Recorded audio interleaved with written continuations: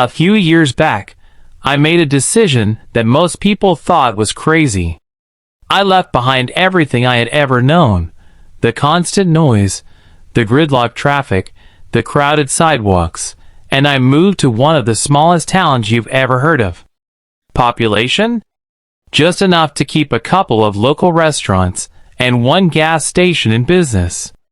The nearest big box store is over an hour away. No chain hotels. No tourist traps. Just trees, mountains, and silence. I'd grown up in a major city, and the moment I was old enough to leave, I did. The urban lifestyle had worn me down to nothing. I needed open land. I needed fresh air. I needed somewhere that felt like it belonged to the earth, not to concrete. And I found that place. The forests out here are the kind that take your breath away no matter what time of year. In autumn, the hillsides look like they're on fire with color. In winter, the pines carry snow like they were made for it. Spring turns everything impossibly green. I couldn't believe more people didn't know about this area. I picked up a part-time job stocking shelves at the local grocery store just to have something to do in the mornings and earn a bit of walking around money. Most of my income came from remote work I did online. My real priority was the land. I wanted to hike every trail, cross every ridge, wade into every creek within 100 miles of my front door. And for the most part, life out here was exactly what I had hoped for. The locals were warm and welcoming. I started to feel like I'd lived here my whole life within just a few weeks. Everyone except one person. His name was Hector. I want to be clear, Hector wasn't aggressive. He wasn't mean. He was just off. Not in a way that made you angry, but in a way that made you deeply uncomfortable, like there was something behind his eyes that didn't quite line up with the rest of the world. The first time I encountered him, it was barely past 5 in the morning. I was pulling into the parking lot at work when a man sprinted up to my car window out of nowhere, screaming at the top of his lungs. Where I came from, that kind of move gets you a very physical response.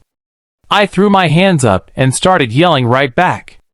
He shrieked, then turned around and skipped away. Not jogged. Not ran. Skipped.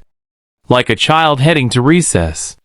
A coworker found me standing there in the parking lot, dumbfounded. She told me his name was Hector. Said he'd been drifting around town for years. Nobody knew exactly where he slept. Most figured he was living rough somewhere outside of town, maybe under a bridge or deep in the tree line. He wasn't dangerous, she said.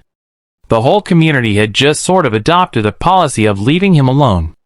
I accepted that explanation and moved on with my morning. But over the next several weeks, I started seeing Hector everywhere. It didn't matter if it was 5 in the morning or 11 at night. There he'd be, just moving through town at his own strange rhythm. He was short and compact, built more like a retired wrestler than someone sleeping outdoors. He always wore the same stained white tank top and those royal blue pants that I could never quite identify as jeans or sweatpants. Long gray beard, hair pulled back in a ponytail despite being bald across the top of his head. And always skipping. I even saw him one morning standing at an intersection, talking to someone.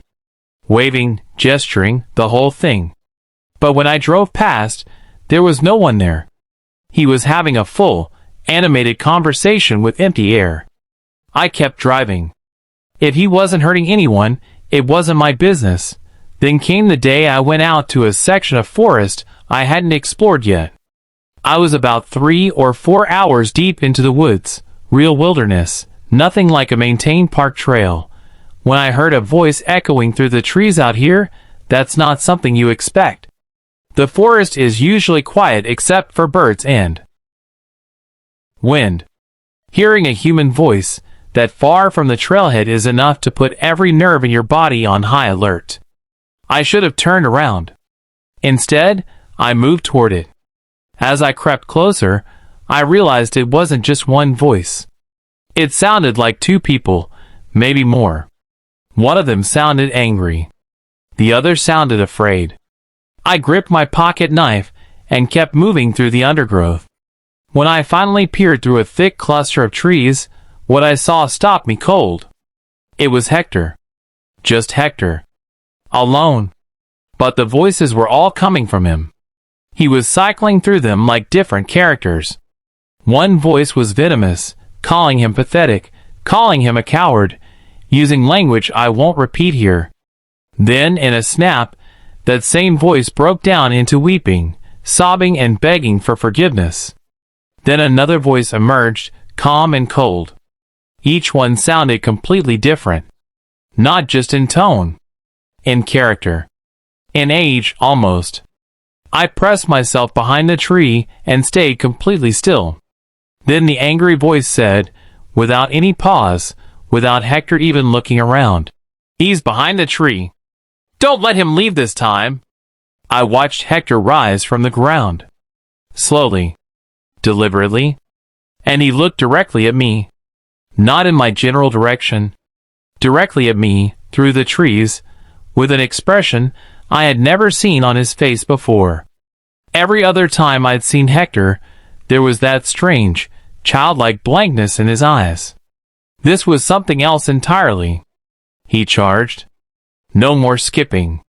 No more vacant stares. He came at me at a full sprint, screaming that I wasn't going to make it out of these woods. The sound he was making, half laugh, half scream, echoed off every tree around me. I ran harder than I have ever run in my life. For what felt like forever, I could hear him right behind me. His voice cutting through the trees, telling me exactly what he was going to do when he caught up. And then, at some point, the sounds just stopped. No footsteps. No screaming. Nothing. I didn't slow down until I broke the tree line. I drove straight to the police station and told the sheriff everything. She listened with a kind of controlled calm at first, until I described where in the woods this had all happened. Her face went white. She told me that several years ago, a man from our town had been found dead in roughly that same area. The case was never solved. And she was realizing, as I spoke, that Hector had first appeared around town right around that same time. They went back to the spot with me. Hector was gone. Nobody in town ever saw him again. It's like he walked back into those trees and became part of them. I still hike out there. I still carry my knife. And every time I step into those woods, I find myself scanning the shadows between the trunks, half expecting to see a stained white tank top and royal blue pants. Sometimes the people you're taught to feel sorry for are the ones you should fear the most. That was just the beginning. Coming up next, a couple on a planned hiking trip in upstate New York wake up in the middle of the night to the sound of someone circling their tent. But the worst part? Whoever it was, already knew one of their names. I'm writing this down because if I don't get it out of my head, I'm going to lose my mind. My girlfriend and I just got back from what was supposed to be a 4-day backpacking trip through the mountains of upstate New York. We cut it short. We practically ran back to the car. For anyone who's never been up there, and I mean really up there, away from the state parks and the day hiker trails, it's genuinely beautiful country. Rugged, quiet, and wild in a way that the city never lets you feel. We've been planning this trip for months. We've hiked all over this country. Mountains, deserts, coastal trails. Neither of us is the kind of person who spooks easily. The first day was perfect. Some light rain in the afternoon, but nothing we couldn't handle. We set up camp, made dinner over the fire, and turned in early to rest up for the next day. I woke up sometime in the middle of the night to find my girlfriend sitting upright in the tent. She looks terrified. And she doesn't scare easily. She told me she'd heard something outside. Not an animal. Something else. I reached for the zipper, and she grabbed my hand so hard I almost yelped. She begged me not to open it. We sat there in silence for a moment. And then I heard it too. Footsteps. Slow, deliberate, unhurried, circling the outside of the tent. They weren't animal footsteps. There's a specific pattern to the way a deer or bear moves in the dark. This was bipedal. This was a person walking slowly around our campsite. And every minute or two, she would laugh. A light, high-pitched giggle, like she found the whole thing amusing. We made the decision to stay still and wait for dawn. Whoever she was, eventually the footsteps stopped. The forest went quiet again, that deep, old quiet that usually feels like a gift. That night, it felt like a warning. At first light, I unzipped the tent. We were alone. But the camp was not the same. Rocks had been placed all around the site overnight, arranged in formations that weren't random. Not a chance. Someone had taken their time. Stacked and positioned with intention. My girlfriend wanted to leave immediately. I talked her into staying. I told her it had to be someone messing with us. A weird prank. The rational explanation felt like something I needed to hold on to. We hiked half a day and set up camp again. She looked over her shoulder the whole time. That second night, she fell asleep quickly from exhaustion. I was still awake, lying in the dark, when I heard it. A whisper, soft, right outside the tent. A woman's voice said, "Come outside, Artie." That's my name. Artie. I didn't move. I didn't breathe. Then a second woman's voice, slightly different, said, "Come on, Artie. We're waiting for you out here." I had never seen these woods before this trip. We had told no one exactly where we were camping. There is no rational explanation for why someone in these mountains, in the middle of the night, knew my name. I sat frozen while they started running around the tent. Not walking this time, running. Circling faster. And laughing. That same high-pitched, relentless laughter, only now there were at least two of them, and the sound was bouncing off everything around us. My girlfriend woke up. Before I could even explain what was happening, they started pressing against the sides of the tent from the outside, leaning their weight into the fabric. Then, they grabbed the tent itself and actually moved us, dragged the whole tent a few inches across the ground. And they never stopped laughing. Then, all at once, footsteps retreating, running off into the trees. Silence. My girlfriend and I sat facing each other in the dark for 30 full minutes without saying a single word. After that half hour passed with nothing else, I unzipped the tent a few inches and looked out. Standing about 20 feet away was a young woman in her 20s. She was wearing a white dress. In the woods. In the middle of the night. She was staring directly at me, like she'd been waiting for me to open the tent. And when I met her eyes, she smiled and gave a small wave. I zipped the tent shut. We sat there holding each other until dawn, expecting her to come for us at any second. She never did. In the morning, she was gone. But the rocks were back, more of them this time, in different patterns. And now there were small bundles of sticks tied together in shapes I didn't recognize, and couldn't explain till we packed up without speaking, left everything where it was, and did not stop moving until we reached the car.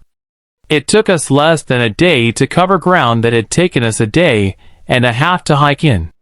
The drive home was almost entirely silent. I still can't fully explain what happened out there.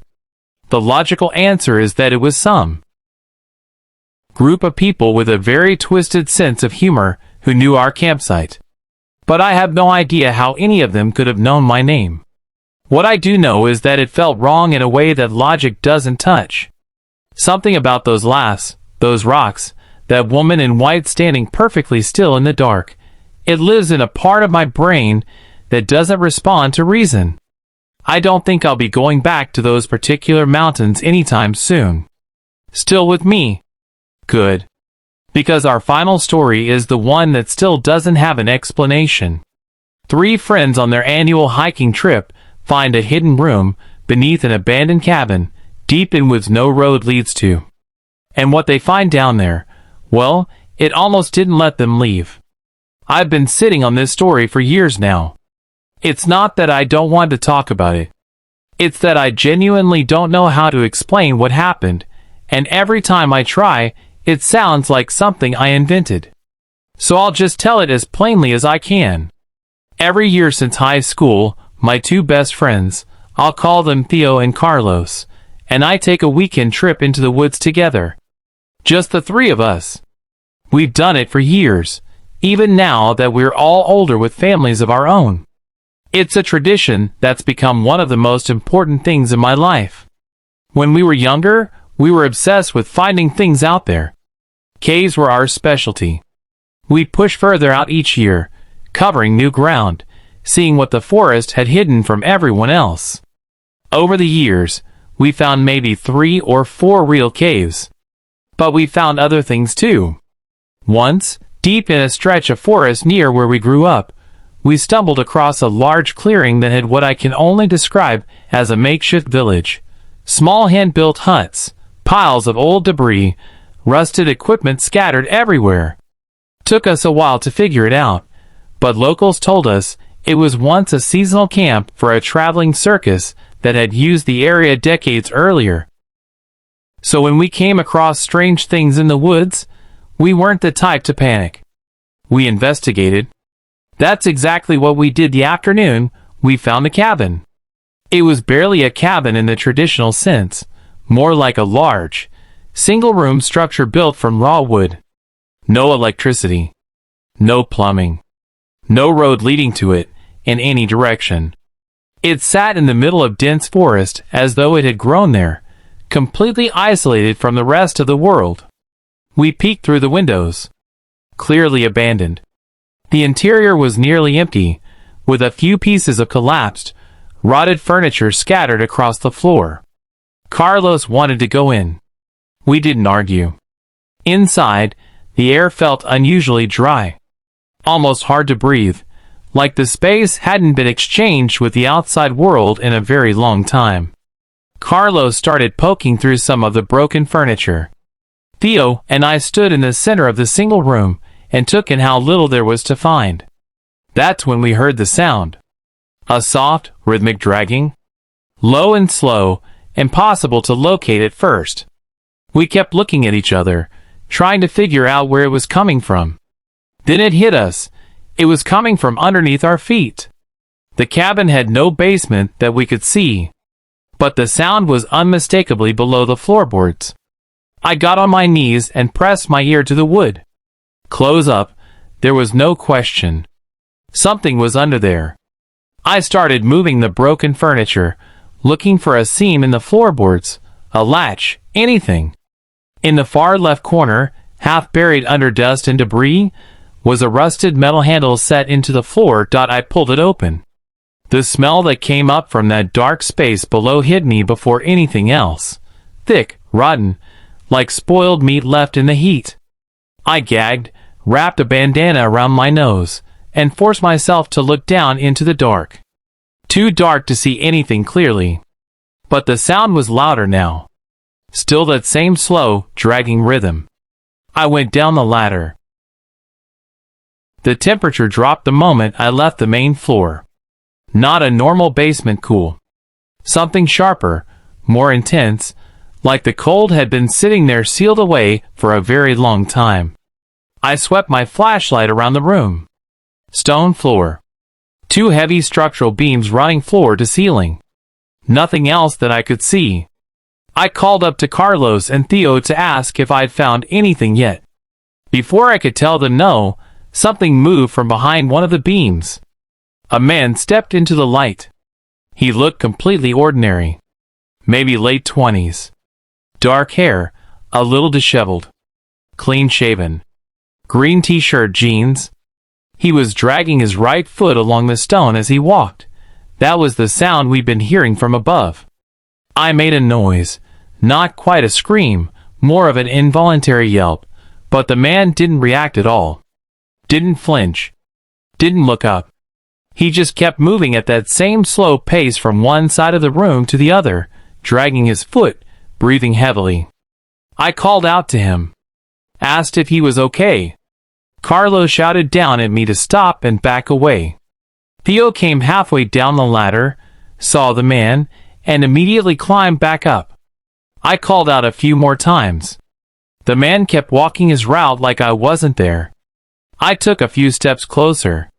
That's when I realized he was mumbling something, low and steady, in a language I couldn't identify. I stopped about 4 feet away from him. And he stopped too. He turned just his head first. Then, slowly, the rest of his body followed. He was facing me directly now. He didn't say anything. He stopped mumbling. He stopped the heavy breathing. He just stood there, completely still, staring at me with eyes that registered absolutely nothing. I started backing toward the ladder. He didn't move. I kept my eyes on him the whole time. When my hand found the ladder, he took one single step in my direction. Just one. Then he stopped again. I climbed the ladder faster than I've ever moved in my life. I told the others we needed to leave.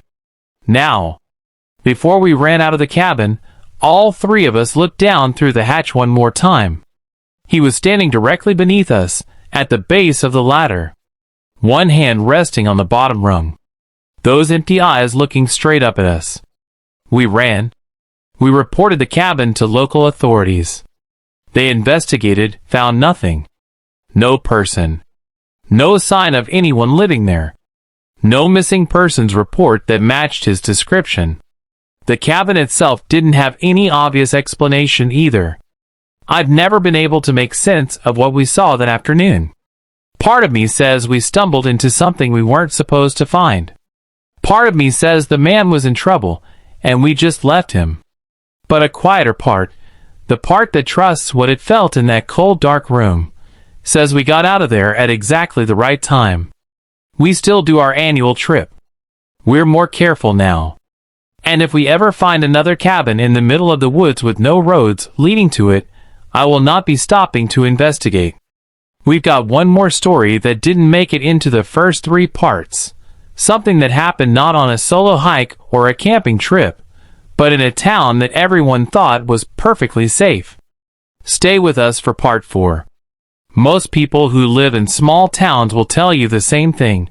Nothing ever really happens here. That's what drew me to this place. That's what I told myself every morning when I drove through town in the dark on my way to the grocery store. It was quiet. It was safe. The people here looked out for each other. But quiet places have long memories. After what happened with Hector in the woods, I went straight to the sheriff. She listened to the whole story.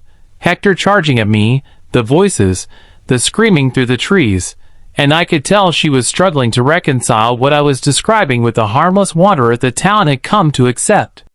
When I got to the part about where in the woods it had happened, her expression changed. She told me about a case from years before I arrived. A local man had gone missing. Eventually, they found what was left of him, in the same stretch of forest I was describing. The case was never solved. No arrests. No leads that led anywhere. She had never made the connection to Hector before, mostly because no one had ever questioned whether the man was capable of something like that. He was just Hector. He skipped everywhere.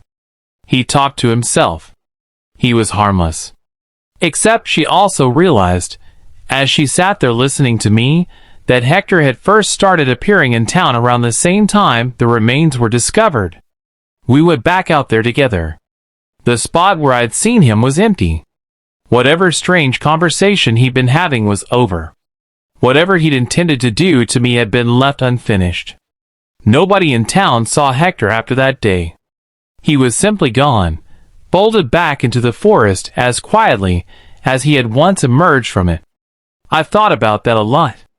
About what it means that a man can live on the edge of a community for years, tolerated and almost loved in his own strange way, and the whole time something dark is sitting beneath the surface of him. about how easily we see what we want to see and dismiss what makes us uncomfortable. The sheriff retired not long after. I think that day in the woods cost her something she couldn't get back. I still live here. I still hike these forests every chance I get. I still carry a knife. The woods are the same as they've always been, beautiful, indifferent, and full of things that don't reveal themselves all at once. I just pay closer attention now. Because the truth is, danger doesn't always announce itself. Sometimes it skips right up to your car window at 5 in the morning, screams in your face, and then disappears before anyone thinks to ask the right questions. Pay attention to the things you've been told are harmless. Sometimes that's exactly where the danger hides. 4 stories.